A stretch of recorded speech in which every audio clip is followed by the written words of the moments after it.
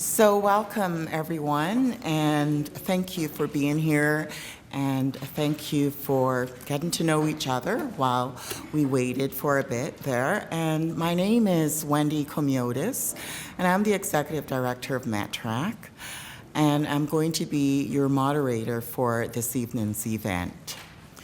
We'd like to begin by acknowledging that we are on the traditional territory of the Mississauga First Nations. Our presentation, Beyond Diversity, Being Race Conscious in a Diverse Society with our guest speaker Tim Wise, is co-hosted by METRAC. METRAC is an organization that is in its 30th year this year, and our mission is to prevent gender-based violence, violence against women, and we do that by advancing safety, equity, and justice for women through a number of activities.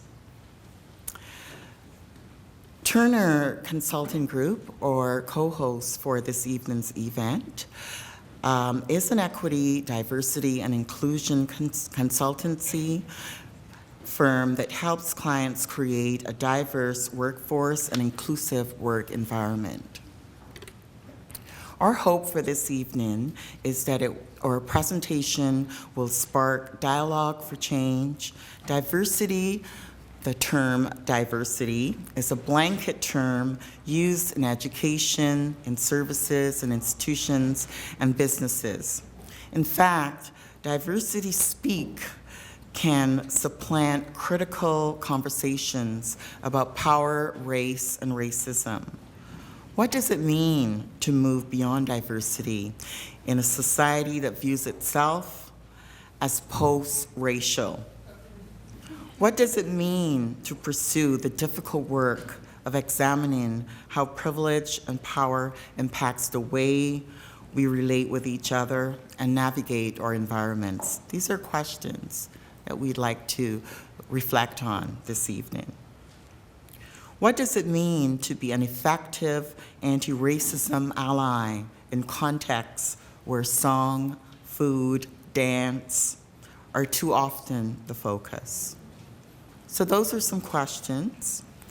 I'd like to, before we continue, I'd like to acknowledge the Honorable Jean Augustine, who's here with us. She is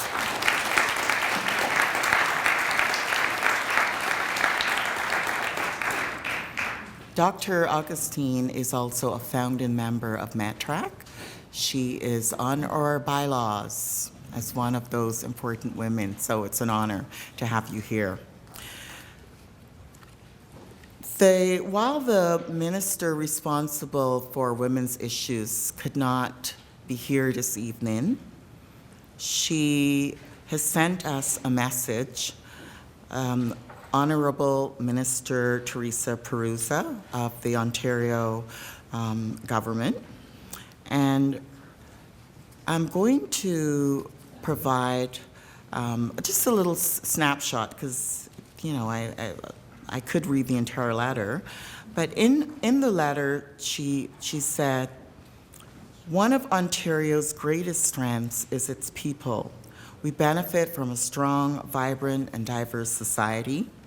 And our multiculturalism helps make our province one of the best places to live in Canada.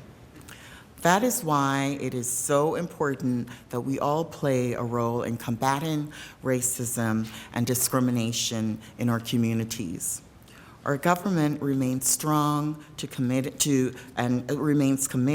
to working together and to building a province where everyone has the opportunity to contribute. We know that our rich diversity is vital to our future prosperity. It is good for our economy, our society, and our province. So with that message and words from the minister responsible for women's issues, I'd like to introduce our distinguished guest, Tim Wise. We're honored to have Mr. Tim Wise, prominent anti-racist essayist and educator, with us tonight. He spent the past 20 years speaking to audiences across the US, Canada, and Bermuda, and he has trained professionals of many sectors on dismantling racism in institutions. Mr. Wise began his career as a youth coordinator and associate director of the Louisiana Coalition Against Racism and Nazism. From there, he became a community organizer in New Orleans, public housing, and a policy analyst for a children's advocacy group focused on combating poverty and economic inequity. He served as an adjunct professor at the Smith College of Social Work, and from 1999 to 2003 was an advisor to the Fisk University Race Relations Institute.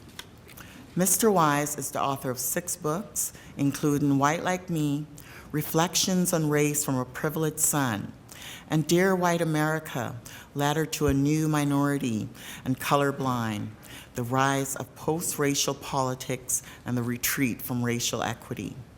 Mr. Wise has been featured in several documentaries and appears regularly on CNN and MSNBC to discuss race issues. He graduated from Tulane University in 1990 and received anti-racism training from the People's Institute for Survival and Beyond in New Orleans. It's a powerful group. He and his wife, Christy, are the proud parents of 2 daughters. Scholar and philosopher Cornel West calls Tim Wise a vanilla brother in the tradition of abolitionist John Brown. So, just a word before I call up Mr. Wise. The presentation will be filmed, and it will be available online after the fact. And after Tim Wise's presentation, we'll have a short question and answer period where we'll ask you to line up. No, over, the mic is not there, but we'll deal with that after. So, thank you for being here and coming out to speak with us. Come on up. Welcome.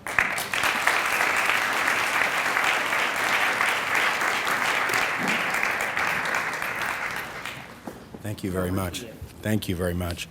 Thank you all so much for being here. It is good to be back in Canada, probably the 7th or 8th time that I've been in the country, but the first time that I've actually spoken in Toronto, which is to say that I have spoken all over the place, all over the country, never been here. I don't know how that happens. I don't know how that works, because I am told that this is the most progressive and radical part of the country, and so therefore, right, I figured that would provoke the laughter that I received from at least a few of you, right?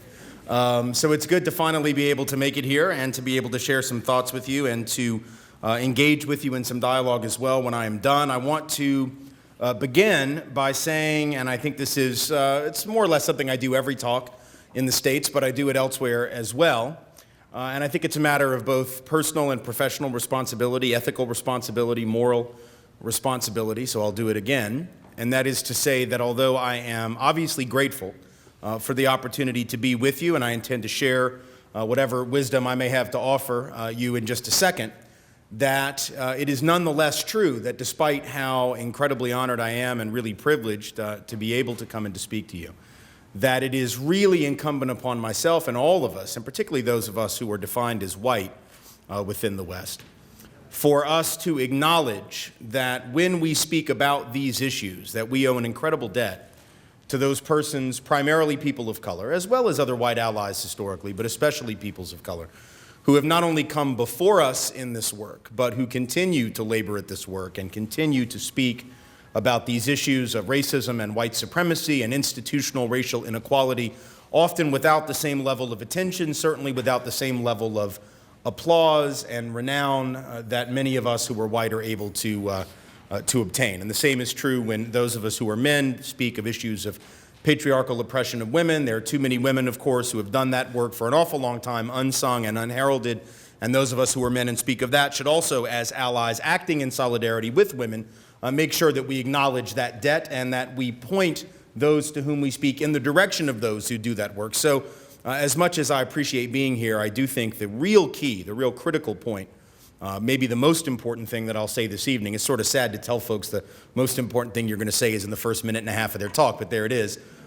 Perhaps the most important thing that I will say is that when we leave here, it is critical that we are as willing, to hear this kind of discussion and willing to take in the kind of dialogue that will be had this evening, not when it is offered by someone who fits this particular bodily aesthetic, but when it comes from someone who most decidedly does not, and who does not have the privilege, both white and male and straight and cisgendered and able-bodied and all of these things, to be heard, in a way that an awful lot of other people don't. So I just want to say that so that we are aware of who really does the work on a 365-day basis, more so in many ways than myself.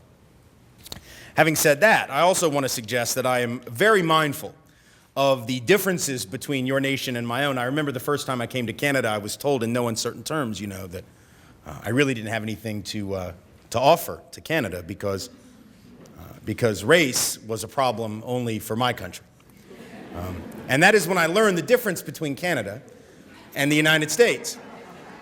The difference being that Canadians are even less willing to talk about racism than my people, which is stunning and frightening all at once. And I should say Canadians are less willing. That's really only true of white Canadians. I'm not so sure it's true of Canadians of color, who are all too willing to talk about it but rarely listen to, as is the case in the United States. But to find a place, it's almost as if when you move south, you get more willing to talk about race. I mean, I'm from the American South. I realize Malcolm X said everything south of the Canadian border was the South, but perhaps we should, redesign that statement. Everything south of the North Pole is the South now when it comes to race. But when you're in the South of my country, we're at least, if nothing else, we're very used to having this conversation. We who grow up in the American South know that race is not just an issue, but that it is really sort of the background noise of virtually everything that happens. And then as you move north in my country, and then even farther north into yours, it is as if white folks in those more northern regions of the planet are incapable of seeing that which even we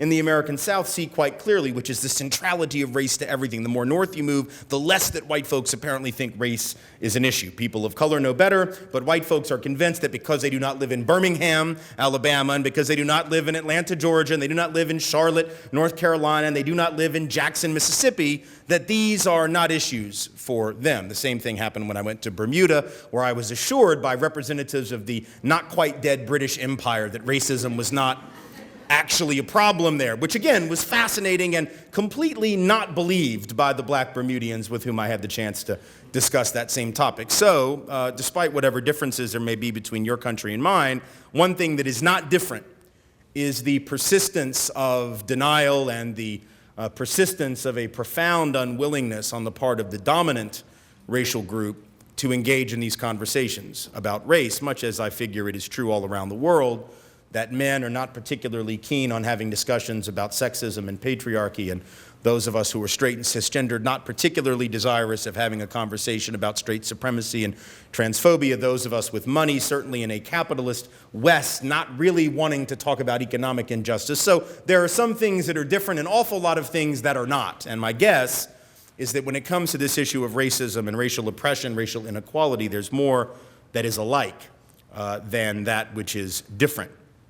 One of the things that I figure is quite similar is not only our general unwillingness to have the conversation, but the way that those of us who are white in both Canada and the United States, and perhaps this is true elsewhere as well, are not only not wanting to have these conversations, but actually will go out of our way to blame the conversation for the problem that it seeks to address, which is a fascinating inversion of both logic and social causality, right? It's this idea that we wouldn't have a problem with racism if people like myself and many of you who talk about it would just not talk about it. See how easy that is? If we just wouldn't discuss race, racism would go away. I'm sure young folks in the room in particular are used to hearing this. This is a very sort of newer generation thing. My generation doesn't necessarily believe that, but a lot of younger folks, I hear this all the time. Well, if we would just stop talking about race, racism would go away. It's people like you, Tim. It's people like you who are affectionately referred to as race hustlers, because that's what this is just one big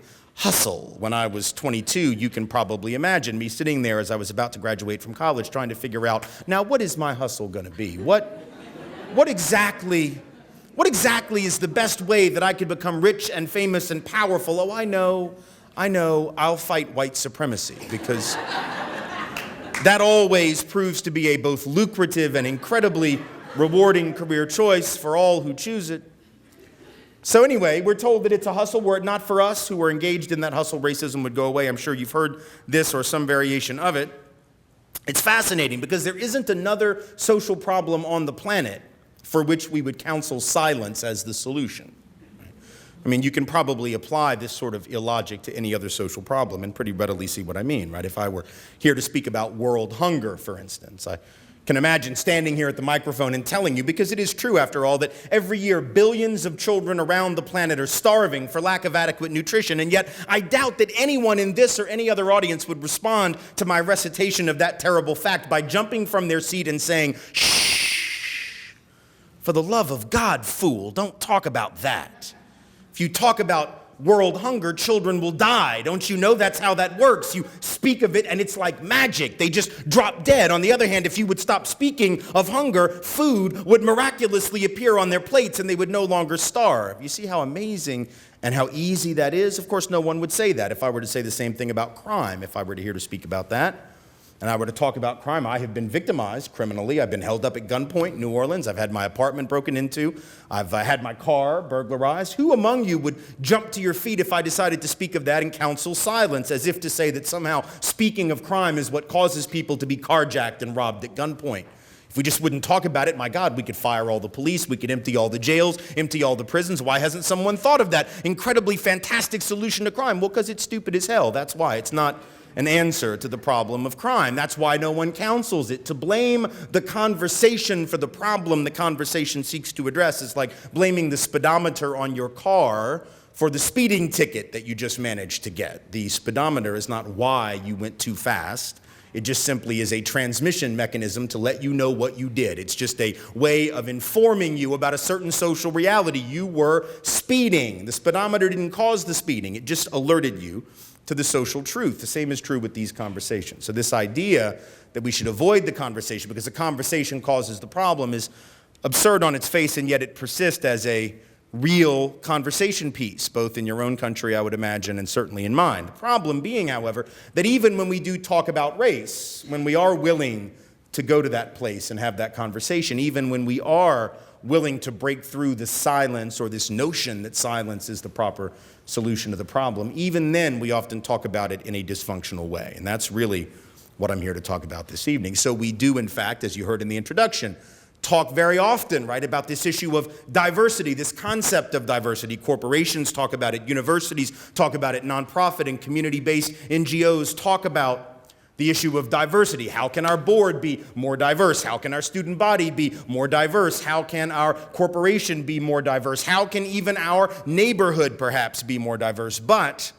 when we talk about issues of diversity, as you well know if you've been in this work for a while or you've listened to the conversations around the subject for a while, you know that too often conversations about diversity end up being about everything and nothing at the same time, which is to say that they end up being ultimately meaningless. When you can have a concept like diversity and have it mean everything and nothing all at once, you have pulled off one hell of a linguistic trick, and you will probably not change much about the institutions where you operate, because at the end of the day, all that diversity has ended up meaning for most of our institutions is sort of rearranging deck chairs on the Titanic as it goes down, but not really altering the course upon which that particular ship is headed. We colorize the room the way Ted Turner colorizes old movies for the TNT network, you know, and the way that he is able to take those old black and white films and add color to them and spruce them up and spice them up, but at the end of the day, it's the same film, you know. Take an old film and make it look more colorful. It doesn't change the fundamental underlying plot line. The same is true with our institutions. We can talk about diversity, but ultimately what it becomes is not just the old food, fabric, and festival stuff, you know, that Joy DeGruy has talked about and others have talked about, but it's also as if somehow when we talk about diversity, we're never really interrogating that which is at the center of that conversation, right? In other words, diversity is about taking other people, bringing them into our thing, whatever our thing is. Maybe it's our NGO. Maybe it's our corporation. Maybe it's our whatever, our school. But we're never really interrogating our thing. Our thing is going to remain our thing, and don't you forget it. We're just bringing you in, so you should be grateful. We're going to let you come in and be a part of our thing, but don't forget whose thing it is, see? Because we are the sun, and y'all are just planets orbiting the sun. But don't make any mistake, whiteness is still the sun. Whiteness is still the biggest star in the damn universe, and y'all are going to circle this thing, and we're going to point you out and go, my goodness, that's a lovely planet you have there, but at the end of the day, don't you forget you're part of our solar system, right? And so diversity becomes about colorizing the room, not necessarily interrogating power, certainly not interrogating privilege, not interrogating that which we take for granted. And sometimes the problem with those conversations is that no matter how much we seek to appreciate difference and those who are different than the norm, if we're not prepared to interrogate that which we presume to be normal, then the best that we can hope for is that those who are different from that normative reality who come into those institutions will have to ultimately abide by that norm, never changing that norm. And as long as they're able to do that, everything will be fine. But if they challenge any of the traditions and the practices and the patterns and the procedures that the dominant group takes for granted, that's when they will no longer be seen as fitting in with that norm, and they will be pretty unceremoniously removed from it or marginalized within it. So our conversations have to be about more than diversity. They have to be about interrogating that which we take for granted within the center of our institutional patterns. The second problem with our normal conversations about race, when we are willing to have them, and again, that's a big if we are willing to have them, is that too often times those who discuss the issue get locked into a paradigm of thought whereby we are looking for the clearly bad and deliberately bigoted bad actor. That is to say, someone within our institutional space who is obviously a racist, who we can label as such, from whom we can distance ourselves, and who we can say is different than us and we different than they, so that we can feel better about the fact that it's not us, that it's them. They are the problem. And we do this often. We do it in the United States, and I'm fairly confident you do it in Canada. This idea that racism is clear-cut and obvious, and you know it when you see it. Now, in my country, we are in the midst of, right now, a 50-year retrospective of a very important period in our history. 50 years ago, this year, of course, was the year that the Civil Rights Act it was passed.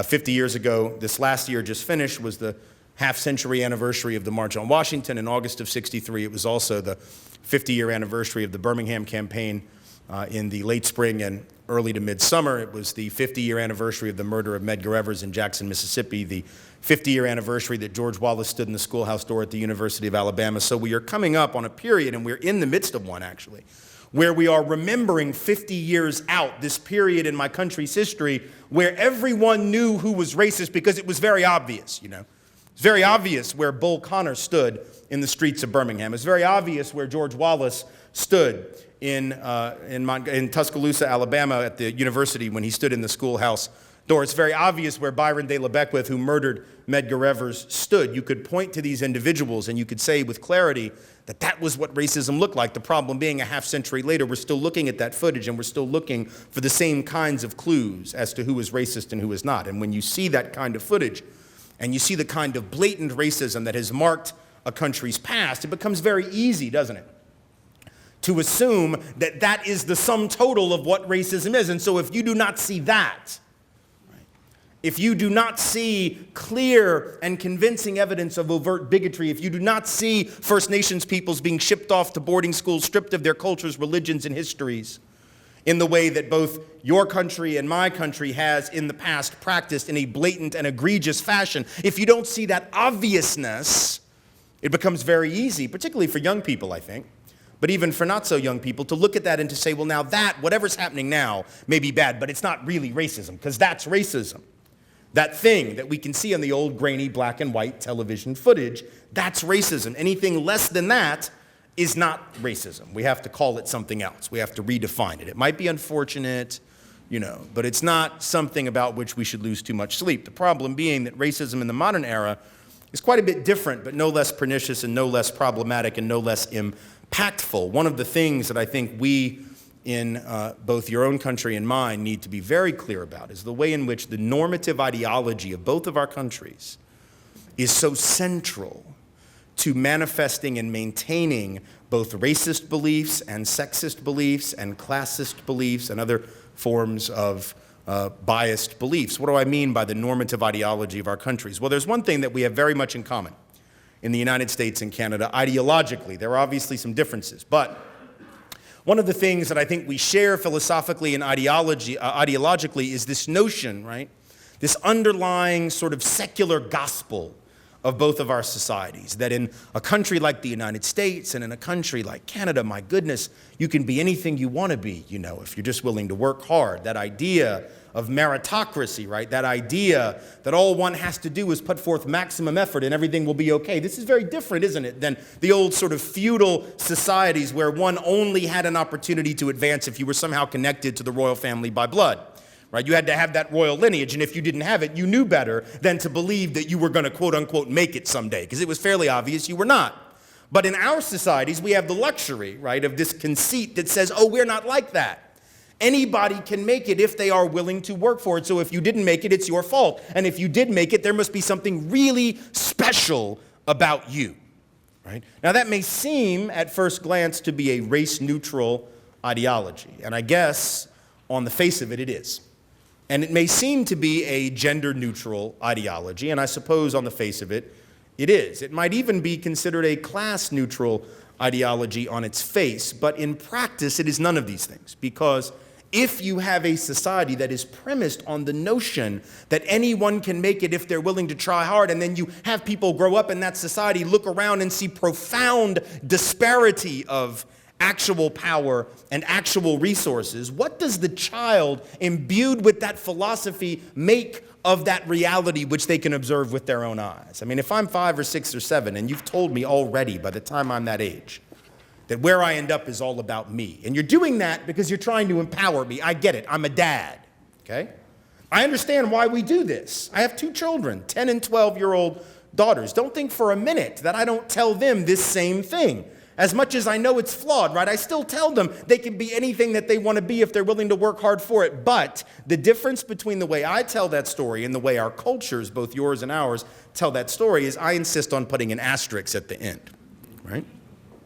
And the asterisk that I put at the end of that statement that I make to my daughters is that everything Daddy just told you is true except for this one thing. And that is that there will be boys and men who, because you are girls to be women soon, are going to believe that you are lesser than they.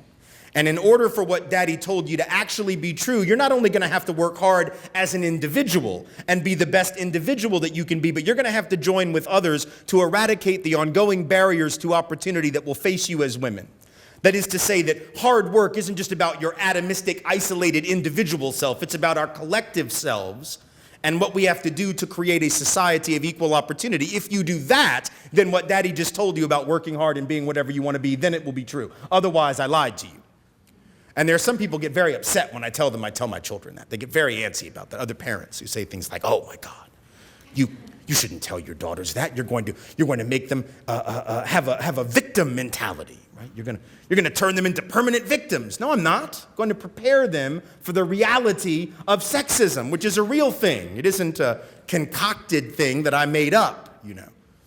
So it would be like sending my children down a dark alley where there was an electric fence at the end, but not telling them because I wouldn't want to make them neurotic, you know. No, just run, really. It'll be fine. It's fine.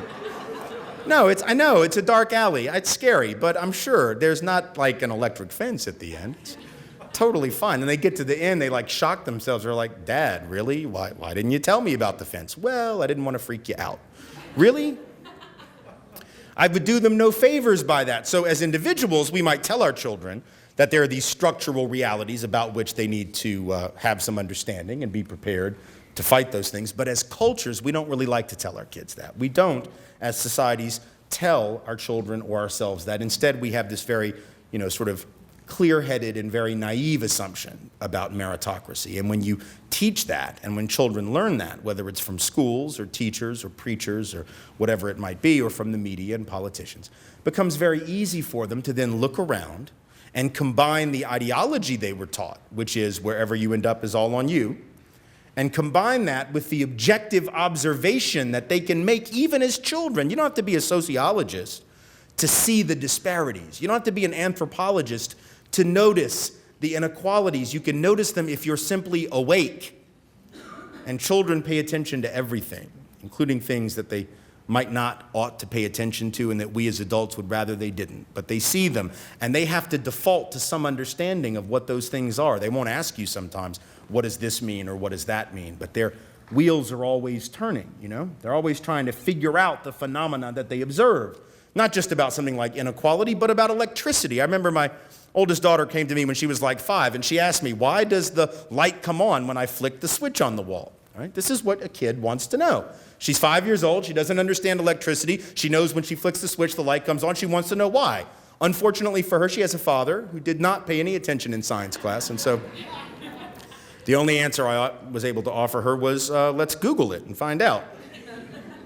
But we did, and thank goodness for that. We were able to figure it out, and I was able to give her the answer. But that's when I started to realize, wow, if my child is asking questions about these basic phenomena that they can observe, right? Something she's observing every day, and I don't think about her thinking about that. She may not even think about herself thinking about it, but she's thinking about it. She's asking a question. That's about something very simple. It's easy enough to find the answer. It doesn't take a lot of expertise to find the answer to that. But when it's a social phenomena like racial inequity, like class inequity, like gender inequity, all of those things, right? A child wants to know, why is that part of town looking this way and this part of town looks that way? Why do these kids go to school over there and these kids go to school over here? Why are there certain people being marched off to jail on the evening news being arrested and other people not being, right? They're looking at that. They're seeing the phenomena. They're trying to figure it out. And the only thing that they have, unless we give them something different, is the default position of the culture, which says that wherever you end up is all about you. So then they decide that the people up here who are disproportionately white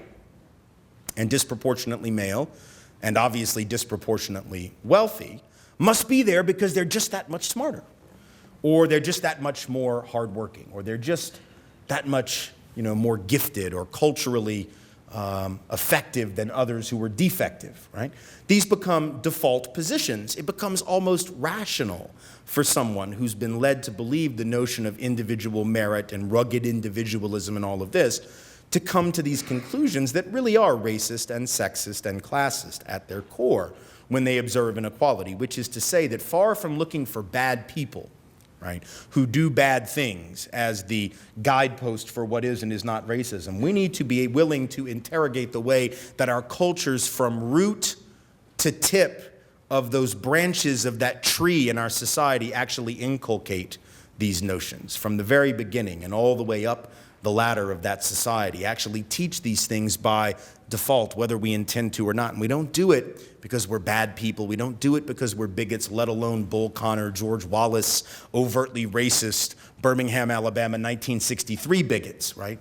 But we do it because our cultures tell us that that is a positive and heartwarming ideology. We don't think about the downside of it, though, and yet there is a significant one. So that becomes a major issue, because if you don't know the problem with that ideology, if you don't interrogate that, that's the thing we take for granted. That's the center of the discussion, right? If you don't interrogate that notion, how does a child make sense of just a few things that in the last 6 weeks we've been hearing about? In my country, for instance, about 6-7 weeks ago, it was revealed that about 500 white people in the United States have the same collective net worth as all 41 million black folks in my country combined. 500 white people. The same collective amount of wealth as all 41 million African Americans. About 1,000 white folks in my country have the same cumulative wealth as all 46.5 million Latino folks in my country. Now, if I'm a child growing up in a society where there's that level of disparity, and I've been led to believe that where you end up is all about you, it becomes rational to actually believe that somehow there are 500 white people who have just worked that much harder than 41 million African Americans. Really? How is that possible? What would that even look like, to work so much for 500 people to have a work ethic superior or an IQ superior to 41 million black people? How is that possible? There are only 24 hours in a day. How can somebody work that much harder? What, do rich white people have their own like wormhole that they can just go hide in where time stands still and then they shoot out the back of it and there's been like not a second of the day is ticked off? We can work like 48 hours a day because in a wormhole it's infinite or something, and then I don't even know what a wormhole is, but it sounds like a good scientific reference, right? So again, Google that, but right? I mean, what, do we just stay up and do cocaine around the clock so we don't have to sleep? Is that how they were able to accumulate all that stuff? Is it possible, for instance, according to Oxfam International, 2 months ago, a report comes out on a global level, not just in my country, but globally, that there are 85 people in this country, 85, right, who have the same collective amount of wealth and assets as the bottom half of the world's population. 3.5 billion people collectively have the same amount of stuff as 85 people on the planet. Now again, is it at all rational to believe that there are 85 people on this planet who are just that much smarter, that much harder working, right, than 3.5 billion? I sort of doubt it. But as absurd as it may obviously seem to us to believe that that's possible, make no mistake, if we don't interrogate the myth of meritocracy and the idea that our societies are just, people will actually come to that conclusion. And you will have millionaires, multimillionaires, billionaires, right, who will defend all of their earnings and say it's because they're just that much smarter and everybody should be more like them. And if you dare question them, you're prepared to march them off to the gas chambers, which has become a very interesting reference in my country as of late, right? Billionaires saying, oh, they're going to kill us. It's like Kristallnacht all over again. We're the only persecuted minority, the wealthy. Yes, indeed, the poor, pitiable billionaire, right? Like this guy, he's Canadian now, it's one of yours, right, who's on this Shark Tank show, which is one of ours, right? And when they asked him about the Oxfam report, I don't remember this guy's name, I don't care, couldn't care less, right? But I'm sure you know who he is. And he's this multi-hundred millionaire, billionaire, whatever he is from Canada. And they asked him about the Oxfam report, right? Whether or not, what he thought about the fact there are 85 people, maybe he's one of them, I don't know, 85 people on the planet that own the same amount of stuff as 3.5 billion people. You know what his answer was? He said, that's fantastic. That was his answer. That's fantastic. And this was an interview he did on Fox News, and even the reporter at Fox News was shocked by this, which, when someone at Fox News is shocked by a proclamation of class superiority made by a plutocrat, you know something has gone terribly wrong. Like, even they were like, really, you didn't really say it was great. He goes, no, I think it's fantastic. And he said, because after all, if it wasn't possible to become one of those 85 people, you would have no incentive to work hard.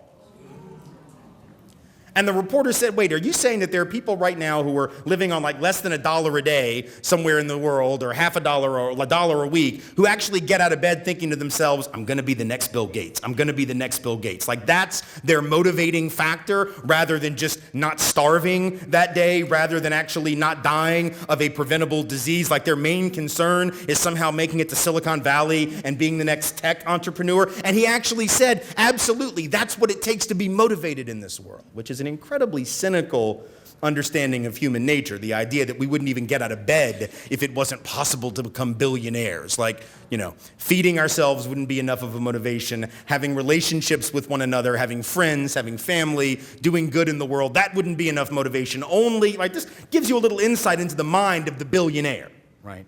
That's what motivates them, so they assume that's what motivates everybody.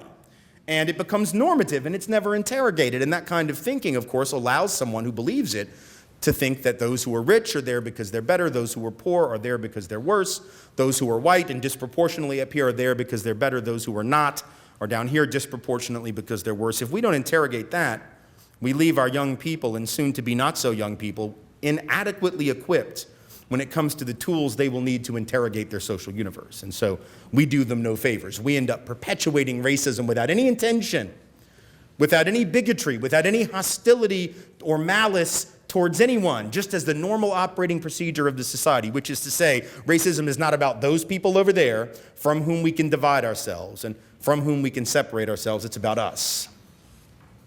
Which is one of the reasons that one of the primary lessons, I guess, that I've learned in the 20 years that I've been on the road, the 25 years that I've done anti-racism work in some capacity, is that maybe the biggest impediment to moving forward in our respective societies, and perhaps around the planet on these issues, is in fact the practice and the rhetoric and the narrative and the ideology of colorblindness. That may be the biggest impediment we have to actually attaining racial equity. What do I mean by that? When I say colorblindness is the biggest impediment, because after all, we've been led to believe colorblindness is the goal.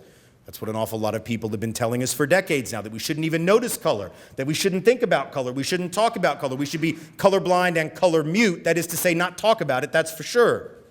Because when you bring these things up and when you notice, that's when we get in trouble. But in fact, if we have a society profoundly unequal on the basis of color, to not notice color, to not talk about and think about and call out color, is to guarantee the perpetuation of those embedded inequalities. It is, as Julian Bond, civil rights legend, contemporary of Dr. King and himself a leader in the struggle for justice in my country, has said that to be blind to color is to be blind to the consequences of color, and particularly the consequences of being the wrong color. That is to say, if you're a person who is marginalized on the basis of color/race, right, then to be colorblind as a society is to virtually guarantee you cannot address any of those disparities, because after all, you have to be willing to call out that which is at the base of the disparate treatment that a person receives. If we do not have color-conscious dialogues with our young people and with ourselves and in our schools and our nonprofit organizations and in our corporations, we cannot remedy these problems. We also cannot examine how our own identity has shaped the way that we understand and view others. So it isn't just about being color-conscious so we understand other people's experiences. It's about being color-conscious so we understand our own conditioning. Because one of the lessons that we're learning mostly from the field of social psychology, and I'm sure many of you are familiar with some of this research, is that for the most part, racism and racial bias and sexism and gender bias and classism and all these biases are things that are so incredibly normative in our culture that we have all, to some extent, internalized them. We may not recognize it because we internalize them at a subconscious or preconscious or unconscious level, but that doesn't mean we don't act on them. Research on subconscious or implicit bias, it's often called, has found that about 75% of white Americans, for instance, have internalized subconscious bias against African Americans. And sadly, about half of all African Americans have internalized subconscious bias against themselves, right? Because marketing works, you understand? And not just on some people, on a lot of other people as well. So if you sell a product known as these people are inferior for hundreds of years, if you sell an ideology and a philosophy that says these people are better and these people are worse, it will not just be the people who you praise who internalize that. It will be some of the people who you have marginalized who will internalize that in any culture. And some of the same research is now finding the same kind of thing to be true with regard to gender bias and with regard to class bias, bias against the disabled community, bias against LGBT folks, bias against certainly Muslim brothers and sisters in a post-9/11 environment, but really even before that, right? That these subconscious biases seep into our unconscious mind, and maybe we don't act on them all the time. Maybe we don't act on them most of the time. But if they're there, it's very easy to push that button that allows them to be activated in a given situation. That's what the research has found. So several years ago, there was a study where they took white folks, not one of whom was overtly racist. In fact, they gave these white folks a test before they did this particular experiment, just to make sure that none of them were overtly bigoted. And boy, these white folks passed with flying colors. They were all appropriately liberal for what that was worth. It was worth absolutely nothing. And then they took these nice liberal white folks and they hooked them up to brain scan imaging machines. And they proceeded to show them images on a computer. But they showed these images at such a rapid rate of speed, about 85 to 100 milliseconds. Not enough for the conscious mind to even know what it had seen, but enough for the subconscious mind to have known that it saw something and to make some reaction on the basis of what it saw. They flashed these images so quickly, subliminally, if you will, right, that they knew they'd get interesting responses. They wanted to see if it would be, this is an old technology and an old practice, actually. Back in the 1950s, it was very common for movie theater operators to do this, right? So they would insert little words on movie frames, right, when they were doing them through the projector, words like popcorn, right? And they would do this on like 2 frames. Not enough for you to actually see the word popcorn consciously, but subconsciously you're like, oh, damn, I need some popcorn. So all of a sudden, half the theaters headed to the concession stand. They're not even asking, why are we all going to get this at the same time? Is something happening, right? It's actually a brilliant marketing tactic, and a lot of theaters did it for quite a while. It's the same kind of concept, subliminal imaging. And so they start flashing these images, right?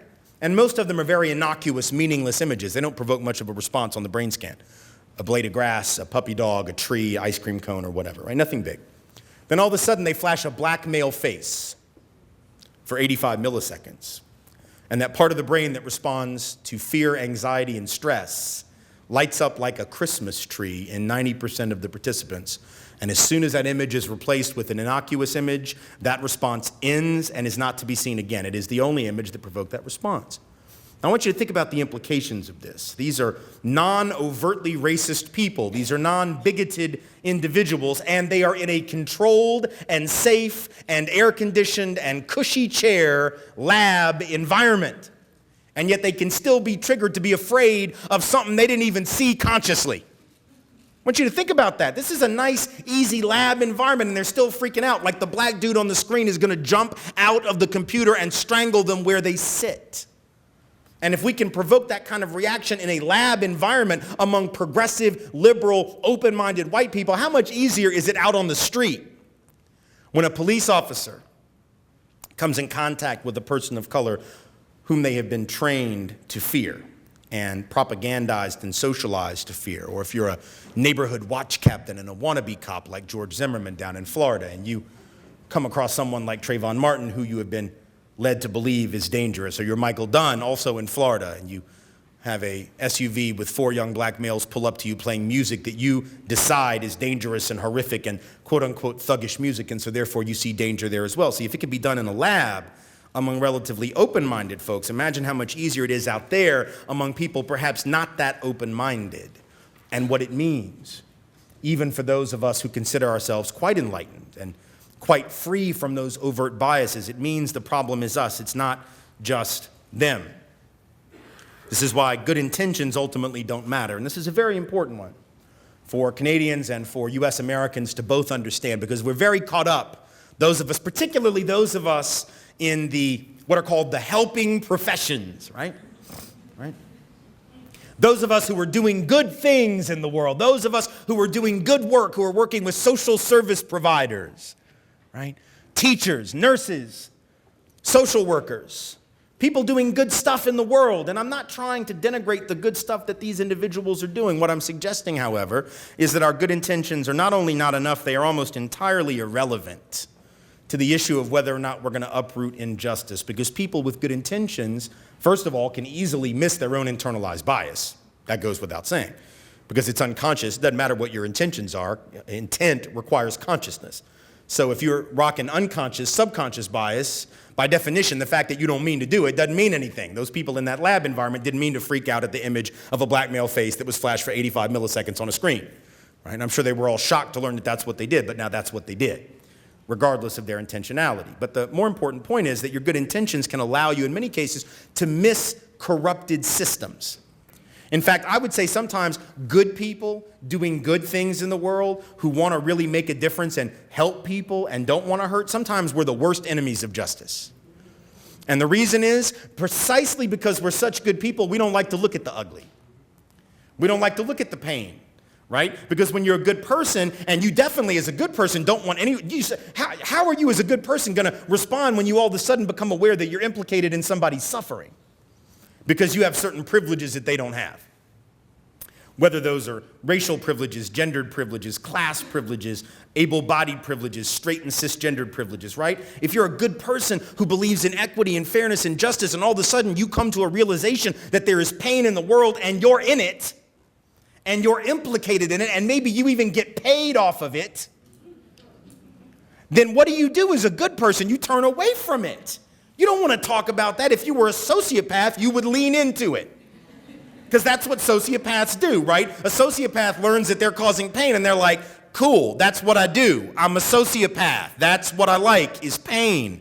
But the good person who's caring and compassionate tries to run away from that realization, so we can be the biggest impediment to change, right? At least the sociopath will look at the pain. They got all kinds of messed up stuff going on, in their heads about how they process it. But the rest of us, we can be real problems because we can miss how our intentions and our goodness oftentimes leave those systems in place because we miss certain things. Let me give you an example of what I mean. Back when I was in 5th grade, 79, 78,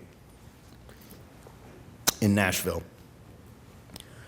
First, what you should know is I grew up in Nashville, Tennessee, and when I was like 3, I was in preschool at a historically black college, Tennessee State University, across town from where I lived in Nashville. And I was one of only about 3 white kids in a preschool class of like 20 to 25 children. It was mostly black kids, mostly African-American women who were the teachers and the administrators of the program. It was in the historically black part of town, so it was definitely an environment in which I was not the norm. And I went there for like a year and a half as my first sort of educational experience. And so by the time that I got to first grade, 1974 and on, I was, different, I guess, than most white folks, just in the sense that my peer group and the people with whom I identified were mostly black kids, because that's who I'd been socialized with at a very early age. So I'm not just one of these white folks that says they have black friends, because we all say that, and we're usually lying. Right? We do. We say, I've got black friends. I dated an Asian woman once. I have a dream catcher in my rearview mirror, and now I'm indigenous to this country. No, sweetheart, you're not. But there I was by 5th grade, and I was pretty much socially embedded in, I guess, a black cultural context. Most of my friends, people I hung out with, people I played ball with, people I, hung out with in the cafeteria, all that stuff, mostly black kids. And there was one teacher in particular who didn't like that. She had been teaching for far too long, including many, many years before the system was truly integrated. So even though the Supreme Court ruled that segregated schools were essentially unconstitutional in 1954, if you know the history, you know that it was many years later before any schools had actually moved to truly desegregate or integrate. So 1954 comes the Brown versus Board of Education decision. I start school in 1974, and that was really the first year in the Nashville Metro Public Schools that the schools had been fully integrated all the way down to first grade. So it took 20 years, right, for that to happen. So this teacher had been in the system since well before she'd ever had to teach, a mixed classroom racially. And she wasn't real happy with having to teach black kids. She really wasn't happy with having to teach white kids who hung out with black kids. That was an even bigger transgression. And so one particular grading period, I guess I got a D in her class, which I don't know how the grading system works up here, but that's right next to an F, so I basically almost failed, right? It's unsatisfactory, it's almost failing is what it is. And it was a reading class, and my mom didn't really understand this because I've been reading since I was like 2.5. So she couldn't figure out why I would get a D in reading. If it was math, she would have totally understood. Like there would have been no mystery as to why I almost failed. But because it was reading, she was concerned, and so she went up to the school to find out what was going on, and she wanted to make sure there wasn't something wrong. Maybe I had some type of learning disability, needed to be addressed. Maybe there were just issues about whether I was paying attention. She just wanted to know what the deal was. She goes up and she discovers very quickly that really it wasn't about my abilities or about how I was applying myself. It was about my social circle. Within the first 5 minutes of their conversation, the teacher proceeds to tell her that in no uncertain terms, any white parent who would allow their child to go to public schools in this day and age, meaning an integrated day and age, clearly is not fit to be a parent, should have their head examined. This, not the thing that you want to say to my mother. And so my mother goes down to the principal's office and says, in no uncertain terms, that by the beginning of the next week, either Ms. Crownover will be removed from her position and forced into early retirement, or there's going to be hell to pay, and it will be paid very publicly. The principal relents, and by Monday, Ms. Crownover is no longer a teacher in the Metro schools. So, on the one hand, fabulous. On the one hand, fantastic. My civil rights-minded, anti-racist mother has gotten the bigot removed from the classroom. That is, of course, exactly what she should have done and what any of us in that situation should do. But now here's the problem about intent. See, my mother's intent was very good, and she did the right thing. But here's the problem. I went back to school that next Monday. And Ms. Crownover wasn't there, but that class that she used to teach still was. And one of the things that I forgot to mention to you was that that was an honors class. It was an advanced accelerated learning class. And there was only one child of color in it. And this wasn't by accident. This is by design. Too oftentimes in both my country and your own, that students of color are tracked into the lower level, remedial level classes, white students tracked into the advanced and the upper level classes. And so there I was in a classroom without the bigot to impart racism perhaps in a daily sort of obvious way, But I was in a system that every day was sending the message that Miss Crownover would have imparted to us had she still been there, which was what? The idea that these people are worth more and these people are worth less, and they did not need Miss Crownover to teach that lesson. They had a system that was teaching it every day, and my mother didn't see that. And I didn't see that. You see, our good intentions and our commitment to fighting racism didn't prevent that system from operating. I didn't think about it for like 15 years. And when it finally hit me, all that I'd missed, and when it hit my mom, all that she had missed, we were horrified, but our horror and our being appalled at what we hadn't seen didn't change what had happened to those children of color, and it didn't stop me from receiving unearned privilege, you know. So good people with good intentions can miss bad systems, and we can also perpetuate them without meaning to. So there was a New York Times article a year ago, very interesting, about the job market, right? And what it found, and I would bet that it's very similar in Canada. The data may not be exactly the same, but I would be surprised to learn that it wasn't in many ways the same. And what this particular story and the study that it was talking about said was that about half of the new jobs in the economy in the United States were being filled, not from some open competition, right, where everybody sends in their resume or applies for the job, goes in to be interviewed, and the best person wins, right? That's the theory of how we hire people. But that's not really what happens, and we sort of know that that's not really what happens. But this particular study, new study about which the Times was speaking, said about half of the new jobs are filled by way of recommendation letters written by existing employees who already work in that particular company or agency or whatever it is, right? Now again, in theory, this is a race-neutral reality. Doesn't have to mean anything about race, doesn't have to mean anything about gender or class. But what do you think it means in practice, right? If you have to know Jim over in the accounting department in order to have a shot at half the jobs, or if you got to know Mary over in the human resources division in order to have a shot at 50% of the jobs, you got to know somebody who's already there, or else all the sudden and automatically off the top, your odds of getting a job are cut in half. What do you think that means, and who do you think it benefits, and who does it hurt? Well, the study's very clear about that. The overwhelming majority of people who benefit from this kind of system are white, and they're male, and they're affluent, and they went to the quote-unquote right schools. Now, I want you to think about the implications. Again, that means even if there's not a single bigot in any corporate boardroom, or any HR department, or any faculty search committee at a university, and I'm certainly not suggesting there are no racists overtly in these places, I'm just saying, even if there wasn't a single overt racist in any of these institutions, a single overt sexist in any of these institutions, a single person who believed that working class folks were somehow culturally inferior, in any of these institutions, the outcomes would be no different than if half of them believed all of those things. Because ultimately what it means is you could be the most qualified person for that next job, but if you're a person of color, if you're a woman of any color, if you're working class and white, and don't have the right connections, you're scratched from the beginning. It's not just that you're starting the 8-lap race 3 laps back. Hell, you don't even know there's a race. You don't even know there's a track that you should go and start running. Like, what do you mean there's a race? They don't know about you, and you don't know about them. So ultimately, you could be the best person, but if you're outside of those networks, you are scratched, even if there's not a single racist around. And here's the problem. In both your country and mine, there is almost nothing that our respective legal systems do about that. Because our respective legal systems both like to differing degrees, look for intent in order to prove discrimination. It's very hard to prove discrimination unless you can prove some level of intentionality and deliberate action. It can be done, but it's very hard. It's very hard to win those kinds of cases, and particularly something like old boys networks, like what I'm talking about here, what that study references, that's not illegal. That's not against our respective civil rights laws. That's not against anti-discrimination legislation. That doesn't violate the terms of those laws. That's seen as something about which we can do virtually nothing, right? And so ultimately our legal system, and in our country, here we are, we're in the US, we're celebrating the 50-year anniversary of the Civil Rights Act, and a half century later, the Civil Rights Act can't touch that thing that I just told you about. Does nothing to stop it.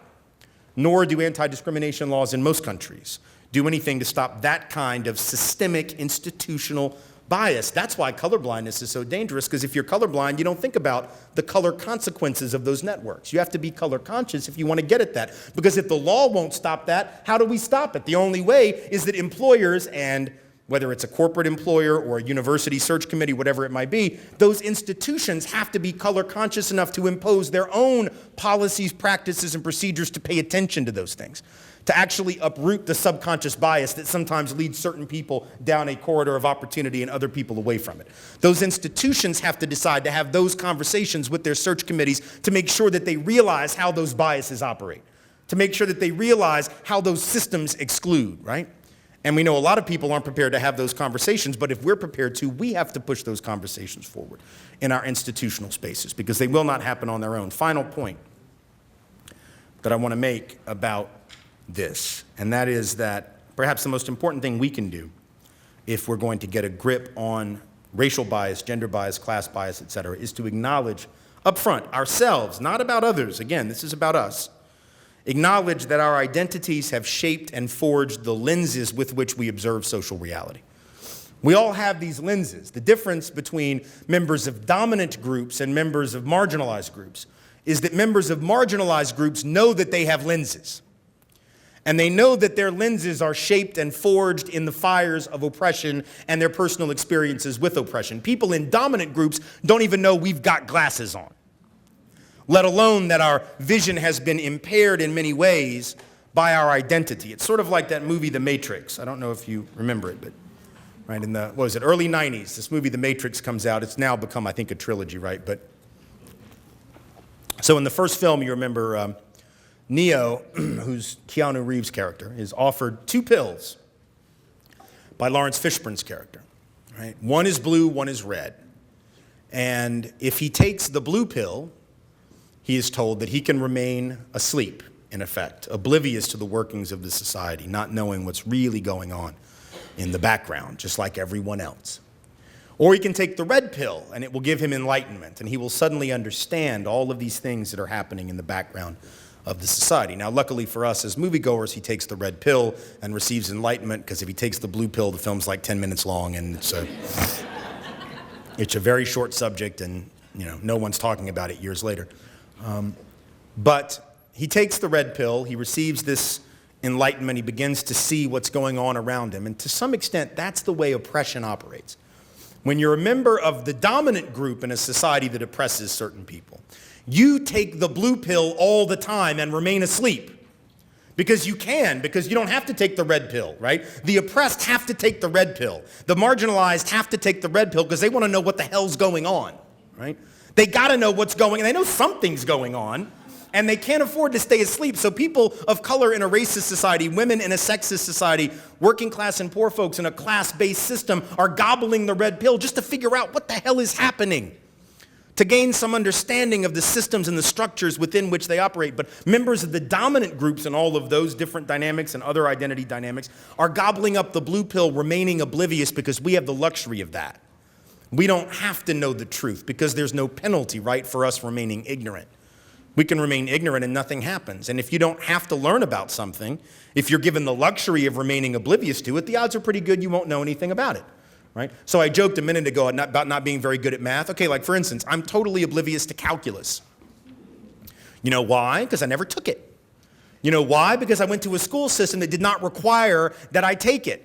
So as a result, I crafted my entire educational career never to have to take it, because by God, I knew I wasn't going to be very good at it. So I avoided it. The school system allowed me to avoid it. And as a result, if I were to stand up in front of you and begin to pontificate about calculus, you would think I had lost my mind. You would think to yourself, now, what is this fool doing talking about calculus? He didn't even take the class. Very good point. Here's my point. White folks stand up and act like we know about racism better than people of color, and that we know when it is and isn't happening, and we never took the damn class. Now you get the point, right? Men stand up and act like we actually can tell women something about when sexism is operating, and we never took the class. Straight and cisgendered folks think that we actually know when straight supremacy and transphobia and heterosexism are operating, and we never had to take the class. People with money and economic privilege think that we know when poor folks and working class people are being stepped on better than they know when they're being stepped on, and we never had to take the class. See, there's something wrong. When you didn't have to know something, to think that you actually know it better than the folks who had to know it is the height of not only arrogance, but in this particular case, it is the height of white supremacy, male supremacy, straight supremacy, class supremacy, right? All of those things. But we keep doing it because we have these lenses that we believe are clear.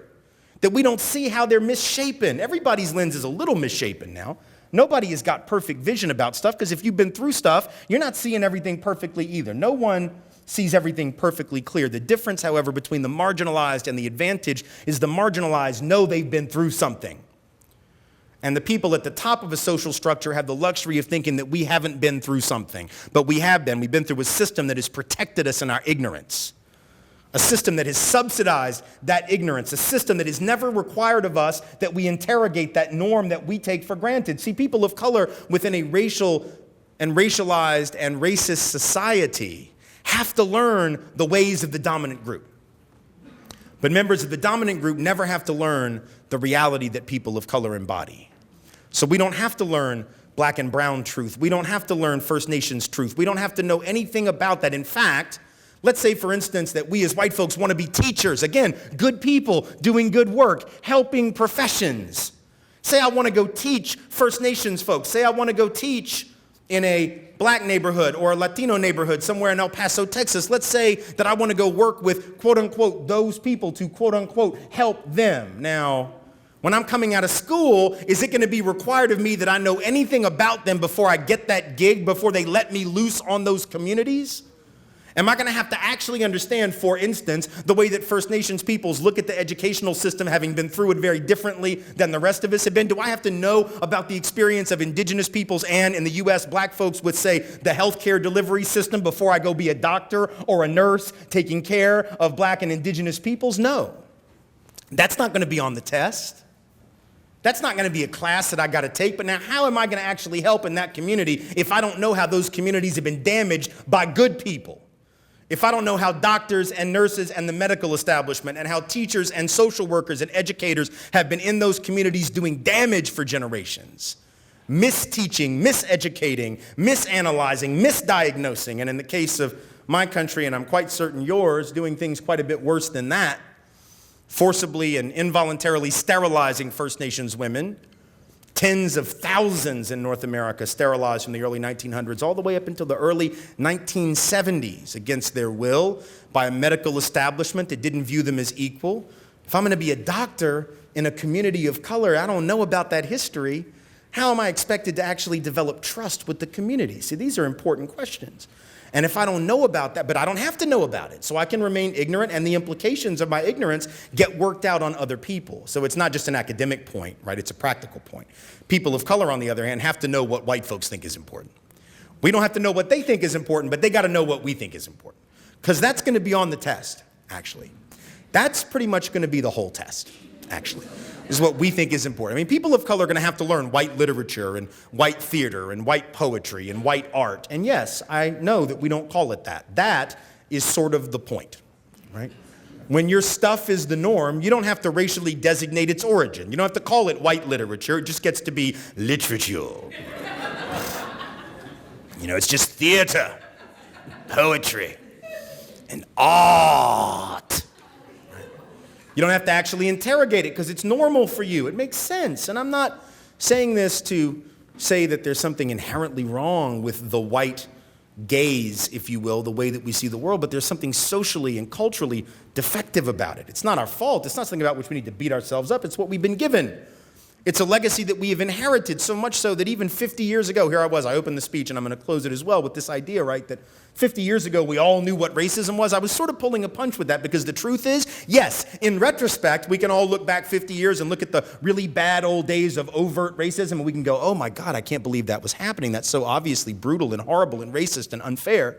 But what's interesting is if you actually travel back in time 50 years and look at what the surveys were saying at that time, in my country, right? So when white folks were being polled by the Gallup pollsters in 1963, and they were being asked very simple questions, simple in retrospect for those of us with a half a century of experience in the rearview mirror to look at, right? They were saying things like, hey, do you think that racial minorities are treated equally in your community? Now, again, in 1963, this is a really easy question for us 51 years later, right? The answer is obviously no. But at the time, when white Americans were asked that question, and it was right there in front of them, every day, the brutality, the viciousness, the overt racism, right? Every day on the news, and yet 2 out of 3 white folks in 1963 asked that question said, oh yeah, they have fully equal treatment and fully equal opportunity. In 1962, white Americans were asked by Gallup, do you think black children have just as good a chance to get a good education as white children? 1962, the question was asked. The answer, in retrospect, obviously no, but in 1962, 87% of white folks were like, oh yeah, everything's fine. So even in the midst of the grip and the teeth of overt racism, the dominant group had the luxury of missing it. My guess is that whether that data is fully applicable here and similar here, that similar forms of denial, whether that extreme or not, have certainly gripped your country both in the past and present. And if we are going to pull out of that denial, and if we're going to move forward and create structures of equity, and if we're going to uproot bias, both conscious and subconscious, we have to take that which is subconscious, pull it out into the light of the conscious mind, pull that which remains in the shadows out into the light of day and confront it openly and honestly, and to acknowledge that all of us have been incredibly misled, incredibly damaged, incredibly deceived by a system that has really relied upon our denial for far too long, relied upon our silence for far too long, and made us believe that if we're just good people with good intentions, trying to do the right thing, that that's all that is really required of us in this world. And what we are coming to learn, if we did not already know it, is that that will not get us where we need to be. What it will do is set our societies up for dramatic and catastrophic failure in decades to come. And if we do not figure out a better way to have these conversations with ourselves and our children and our institutions, we are all going to be quite a bit the worse for it. Thank you all so much for being here. I appreciate your time and attention. Thank you. Thank you. Thank you. Thanks.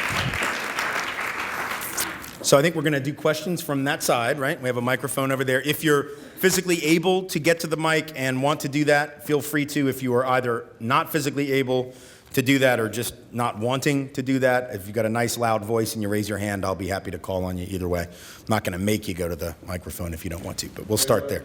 Actually, I'm not going to ask a question. I'm just going to state something that you said, illustrate the factual evidence. I work in the public service. And we have a different designated group organization. So I belong to a group that's called the Black and Public Service Network. When you talk about lens, I just want to say it would be good, perhaps, if you should try and migrate to Canada. The reason being, in the United States, you're a little bit more upfront, you're a little bit more factual. Yeah. In Canada, we are very, very sophisticated at hiding things. Extremely sophisticated. Let me give you this example. We have a diversity office in the Ontario Public Service that is responsible for creating diversity and inclusion. And the Ontario government, maybe about 6 or 8 years, have won an award for the best diversity employer across the country. Straight up. No doubt. Yes, employed. They developed something called the diversity lens. And this diversity lens is supposed to be so good that a number of countries across the world inviting the diversity activists to come and explain to them how good this diversity office is. And they get a lot of awards, a lot of international recognition. There's a program, because we've been pushing the issue of inclusion, that the surveys show us that blacks are 8% of the population, and at the time we have no blacks in senior management. So we have two issues basically. One, because we don't have any blacks in senior management. In our opinion, the government is losing out on critical black issues. So whether it is the educational policy, healthcare policy, there's a structural weakness in terms of understanding youth violence, unemployment, and education, and so on and so forth. Right? So we made that point, and the point went over good. So here it is, they won the several award for the best the lens, diverse lens. But the future program, about 3 years ago, they have absolutely no blacks in the future leadership program. Absolutely no. So I went and I honestly asked the president, well, if the lens is so good, how could it be that they don't see any black people? They didn't believe me. They actually went and looked. But that wasn't the worst part for me. The worst part for me is, we had a social once, and a group of black people told me, they said, Sekaya, maybe if you stop talking about anti-black racism, the white people will be nice to us and we'll make more progress. Yeah. That was the most painful thing, because you know what? If I'm standing up across from you as a white guy, I could challenge you. I was totally disarmed when black people tell me, stop speaking about racism because of white people. It is because you're speaking so much about anti-black racism. Why we're not making any progress? Right. Right. Which, is just another version of the silence will solve the problem mentality. And it's sort of odd because if we really think about it, it's precisely, I'm not going to say it's precisely because of niceness, but, indigenous First Nations peoples on this continent were awfully not willing, but they were certainly too kind, perhaps, in the way that they responded to the incursions of European peoples. They should have had a far more stringent immigration policy, and it has precisely been the openness of African peoples, the openness of so many peoples around the globe who now are minoritized vis-a-vis the white world, that has never served them. It hasn't worked to make white people love them. It has, however, worked to make white people exploit them. Because when the Taino first encountered Christopher Columbus, and Christopher Columbus said, with a handful of people and some guns, I could enslave them all on Hispaniola, they were very open to the arrival of those Spaniards until the Spaniards, of course, began to exterminate and began to work them to death on the quest for gold. And so the idea that somehow if peoples of color are just nice and inviting and generous, if peoples of color will just be that way to white folks, that white folks will suddenly love and adore them and treat them well, there isn't much in history that suggests that, but it is a very common argument. Yes, go ahead. Good evening, my name is Ramy. I'm also from the Black Ontario Public Service Network as Sakaya. My question is, you've spoken a lot about unconscious bias and the way we're educated to the myth of meritocracy and so forth. And I guess part of my question is, how far do you think it will take us to sort of re-educate, remove the veils, and now sort of, become conscious of our biases? How far does that go? And I suppose I'm sort of leading with a bit of a tinge of cynicism to the extent that I think it's necessary, but not sufficient. And in fact, many times I'm finding amongst the sort of liberal classes that there's much more receptivity to an approach that really, again, is a more sophisticated version of the problems with sort of prejudice and albeit more sophisticated subconscious and all the rest, and the solution solely education. But when you talk about an anti-racism policy, people, no, we're interested in the training, even anti-bias training, but not so much the policy. So I'm wondering, how far does that take us? So now we're aware of how this works, and not that I think it has value. That's my one question. And the other question is, you've spoken a lot about essentially systems of domination and race sort of being one form amongst others. And I'm interested to what extent does racism as a system of domination sort of have a unique trajectory, or, I'm not interested in sort of hierarchy of sort of oppressions, but I mean, I think sometimes, we just, where they become worried, where they become interchangeable, race, class, gender, this, and it's just, they're substituted one for the other. So what is it that sort of you found in your work over the years that's unique to that particular system of domination? The first part, I think what I should be very clear about when I speak about the myth of meritocracy and the problems of it, right? There are two elements of the problem. One is the ideology that we teach, which creates this narrative that allows us to rationalize and to justify the disparities that we see. So part of moving away from that is to clarify and to be very clear about the inadequacies of that ideology and to teach quite the opposite of it. But the other piece is that the reason that ideology allows children, for instance, to default to racist conclusions and sexist conclusions and classist conclusions is because of the structural inequities they see. So one has to get busy on both of those ends of the equation. Just being older than someone else gives you a certain amount of power in the society, a certain amount of privilege and domination. And what you can do with that power in order to be accountable to youth who actually are going to make so many of the decisions that are going to change the world for good or for bad is to give them the space, to use the power that you have to find space, to set aside space, to rent space, to lease space, to do whatever it is to clear out space, and then say, now it's you. What do you want to do with this space? Like, we're not going to tell you, we're not going to set the agenda, we're not going to tell you what we want, what do you want to do?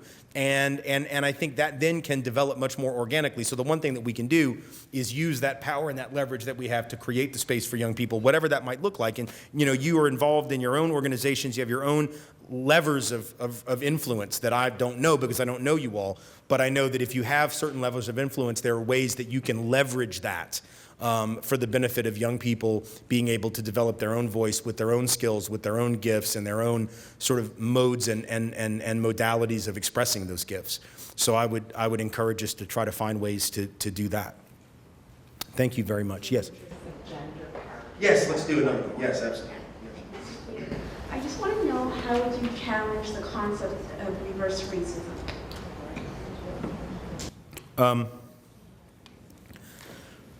Well, there's the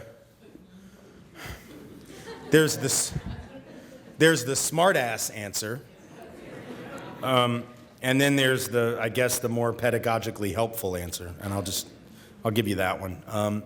Maybe they're partly the same. I don't know. I've been looking for this elusive thing for a long time, figuring that certainly if it's such a prominent problem, I would have found it by now. 25 years of doing anti-racism work, looking for this species of racism called reverse racism, and having a hard time deciphering where it's located. And I keep looking for it in the data, and it's oddly not there. This, as you can probably gather, is the beginning of the smartass answer. Because it hides very well. Like, for instance, reverse racism, you would think, if it's a thing with any actual power, with any actual meaning, not just a rhetorical thing, which it is, but an actual thing, that it would show up in data. It's a strange racism that hides in data, not to be found. So like when racism happens, you see it in data. Like you see that people of color are twice as likely to be out of work, 3 times as likely to be poor, and have 1/20th the net worth of white folks. Reverse racism, oddly enough, doesn't actually change any of those numbers. So apparently, those who have 20 times the net worth of others, however, are still being victimized. And those who are twice as likely to have a job and 1/3 as likely to be poor are, in spite of those numbers, still being victimized, which is just, it's fascinating, it's magical, it's mystical, it's confusing to me. The more intellectual answer, the less smartass answer is this. I am more than willing to acknowledge, and some are not, but I am, that at a theoretical level and at an ideological level, merely at the level of ideology, that it is possible for a person of color to be racist ideologically. I'm willing to go there. I'm okay with that. I'm okay with that because I realize that racism is both ideology and system. It is both, just like capitalism, socialism, communism. Those are ideologies and systems. So for instance, I could be a capitalist in North Korea, up here. I'm not going to get very far with that, right? I can be a communist here in the United States, but it's a capitalist system, and so right now it's all up here. I'm not able to do anything with that. So I'm still, I'm still capable of being a communist or whatever, but I just don't have the power to actually effectuate that. Just like being a capitalist in North Korea, I can think it, I can believe it, I can feel it, but I can't do much with it. So I'm willing to say that, yeah, people of color, capable of being racist. I think the term reverse racist is just sort of inherently sort of linguistically problematic because it implies by definition that there's a power shift, that there's actually been an upside down sort of Alice in Wonderland thing that's happened, and that's clearly not the case. But I'm willing to say, sure, a person of color can be racist at the level of ideology. They can believe themselves, for instance, to be inherently superior to white people, and they can believe white people to be inherently inferior.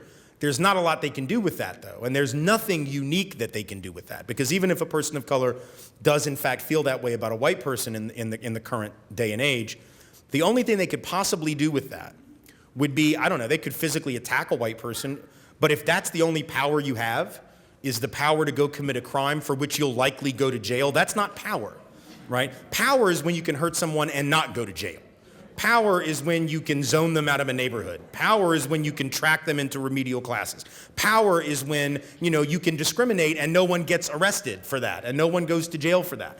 Power is not when I can go mug you just because I don't like you. So if a person of color hates a white person and they go mug them because of that, is that wrong? Of course. Should that be punished? Of course. Is that tantamount to systemic racism? Is it in any way equivalent? Of course not. Just like every year, I joked about this once with somebody who brought this issue up to me, and I said, go check the FBI data. It's very interesting. Every year, there are about 15 cases in the United States. In the hate crime data, you can see it, about 15 cases a year where straight people just get the hell beat out of us by gay folks. Like there are like 15 straight bashings a year, okay? I mean, there are. Like, every now and then, there's somebody in the LGBT community who just is, like, done, and they just go wail the hell on a straight person, okay? So, now, I guess that's obviously wrong. Like, straight bashing is wrong. Heterophobia, I guess, is wrong. Is that reverse? I don't know what that would be, right? But you get my point. Like it's totally wrong of someone who's gay to go beat someone up just because they're straight. But no one would say with a straight face, I hope, that we should give as much concern and attention to heterophobia or gay supremacy or something. I don't even, again, there's not even like a term. Like this, it doesn't even make sense. Like, what would this be? Like, it would be ridiculous to say that we should give as much attention to that. Like, if I were up doing talks about hate crimes against LGBT folks and someone said, yeah, but what about those 15 straight bashings? Why didn't you say anything about that? Like, everybody would say, okay, shut up and sit down. Like, we would all realize that's ridiculous. Like, morally and ethically, it's just as bad. So morally and ethically, sure, it's just as bad for a person of color to believe white people are inferior as it is for a white person to believe that a person of color is inferior. But in practical terms, it just isn't remotely the same in terms of its consequence. And so it's sort of the analogy that I would use, just to make it as simple as possible, is it's sort of like a stationary combustion engine, right? Stationary combustion engine is an engine. Whether or not it runs, whether or not you add fuel to it, it's there, it is an engine. We can see that it's an engine. But it's only when you add the fuel, whatever that fuel is, to that engine that it actually operates, which is to say the fuel is tantamount to power. The engine itself maybe is tantamount to the ideology, right? The ideology doesn't move, doesn't do anything until you add fuel to it, the fuel being power. So it's sort of a stale, sterile, sort of impotent kind of racism, to the extent it is racism at all. And I think we can say it's morally wrong, but we can't define it as a social problem on par with the other. And the reason I think it's valuable, though, and this is a purely strategic and pedagogical thing, for many years, the folks I've worked with and many people who I respect in this work will just not even go as far as I just did. Like, they'll straight up say people of color can't be racist because they have no power. I get it. I understand the argument. I understand that's about institutional power. It's what I just said.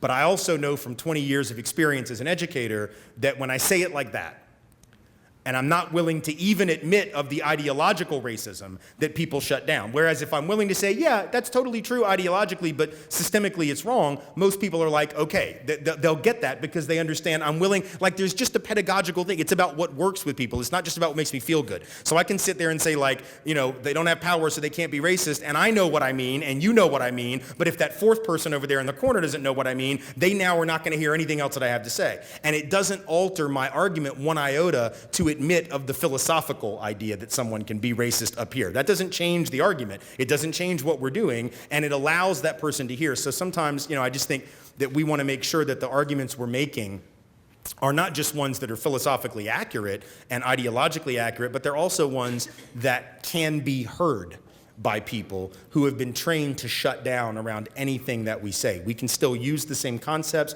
we can still talk about power, but in order for you to hear what I have to say about the importance of power, I might need, like, there was a woman that came up to me once and said, after a speech, she said, and this is always bad when they come up to you and they say, you don't know me. Oh, crap. And she had been forced to read my memoir, White Like Me, and obviously it's about white privilege, and she was white. She said, "You don't know me. How dare you say that I had privilege?" She proceeds to tell me the story about growing up in an all-black neighborhood in New York, where she got beat up all the time, got called, racist slurs all the time, and she said, so how can you say I had privilege? And now I could have said, well, that's really horrible, but these people over here have it worse. Or I could have said something like, yeah, but you're in college now at this institution. A lot of those people you grew up with aren't, so I guess, your injury wasn't real. That would have been a real jerk move, frankly, for me to do.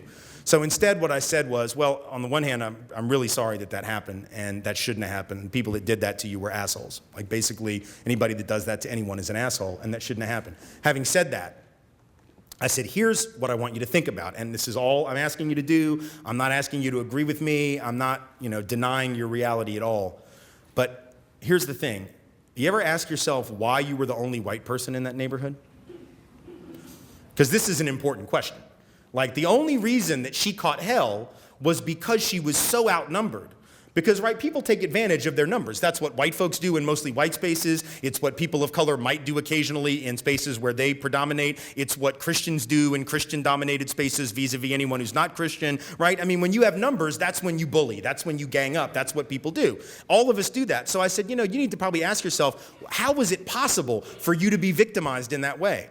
Because if it weren't for institutional racism limiting where those black folks could live and locking them all into that neighborhood, not being able to go into other neighborhoods, that's what created the imbalance. And the irony of it is, most white folks were able to, quote unquote, escape that reality that they had created by virtue of institutions. You and your family fell through the cracks.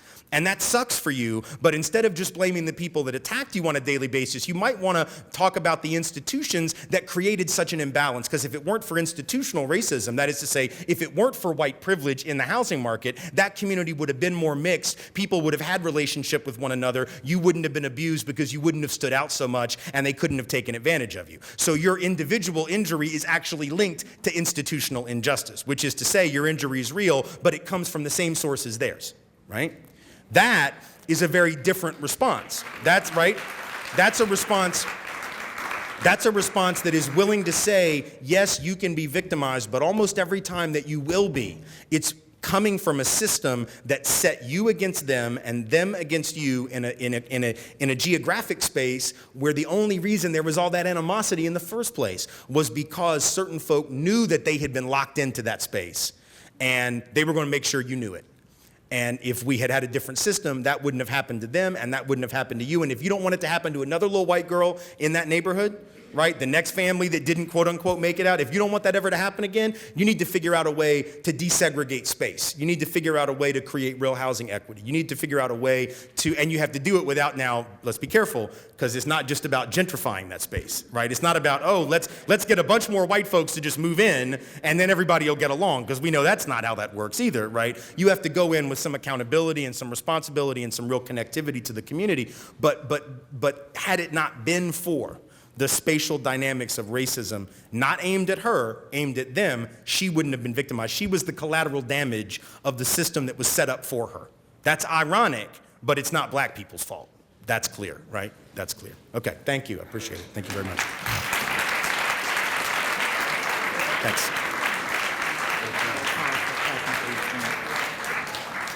Okay, so thank you very much for coming out and supporting METRAC and for coming out and listening to Tim Wise's very powerful, candid presentation. And certainly there are many messages that you have to take away to reflect on the importance of interrogating power and privilege and understanding how systems of inequity operate, the importance of looking at the myths of meritocracy and challenging those myths, and also the harm that can be done by good intentions in terms of reinforcing inequitable structures. So on that note, continue to support our organization and our work, and I hope to see you out, if not tomorrow at our conference, that you will be checking in on us and seeing what we're doing and following our work. Thank you.